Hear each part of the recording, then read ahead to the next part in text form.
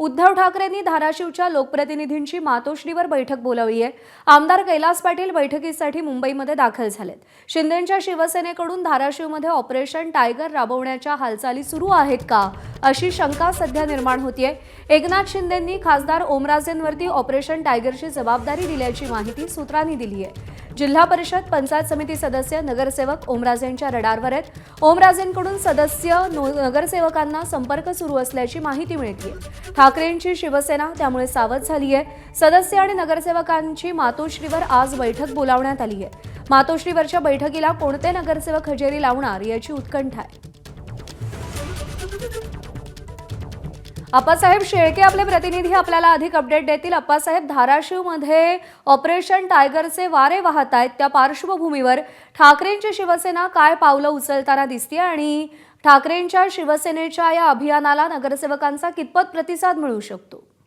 प्रज्ञा, ज्यावेळेस खासदार ओमराजे निंबाळकर शिवसेनेत प्रवेश केला त्यावेळेस सर्वात महत्त्वाचा प्रश्न होता की ओमराजेंसोबत किती लोक जे आहेत ते शिवसेनेत जाणार। मात्र आतापर्यंत सर्व पत्ते जे होते ते गुलदस्त्यात होते।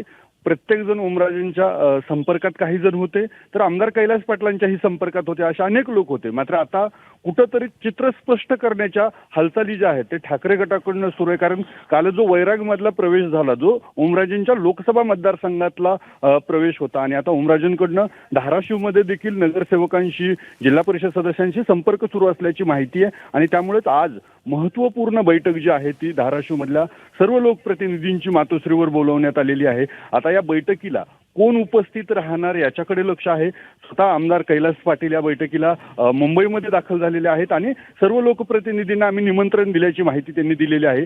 आज या बैठकीनंतर चित्र स्पष्ट होईल की आमदार कैलास पाटलांसोबत कोण राहणार धाराशिवमध्ये आणि ओमराजे निंबाळकरांसोबत कोण जाणार, या आजच्या बैठकीकडे त्यामुळं लक्ष लागले। प्रज्ञा,